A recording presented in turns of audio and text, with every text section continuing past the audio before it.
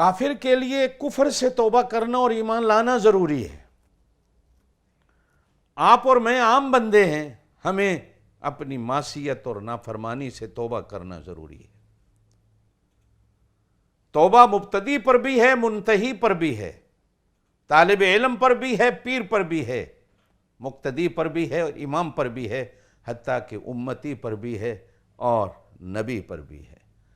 حضور صلی اللہ علیہ وسلم خود فرماتے ہیں، میں دن میں 70 بار استغفار کرتا ہوں اور 100 بار توبہ کرتا ہوں۔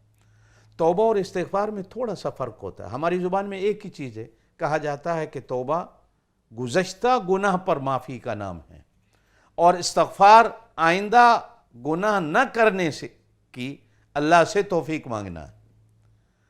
اب ہمارے ہاں یہ دونوں چیزیں ایک ہو گئیں، بزرگان دین بھی دونوں، کوئی بات نہیں، چونکہ آپ اور میں پہلی جماعت کے لوگ ہیں، اور پہلی جماعت کے بچوں کو وہی کچھ پڑھایا جاتا ہے جو پہلی جماعت کے قاعدے میں ہوتا ہے۔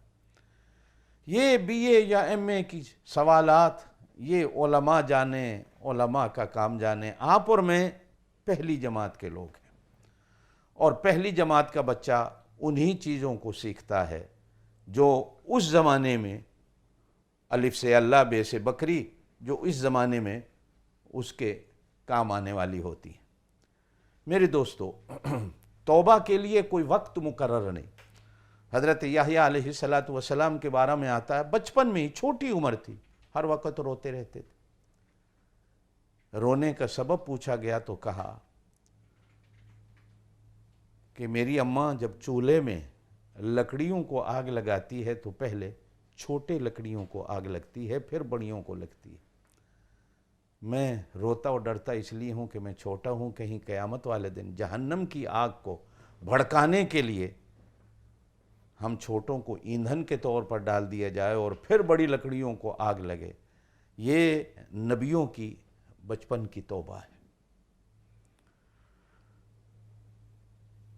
ہر عام اور خاص پر توبہ ہے۔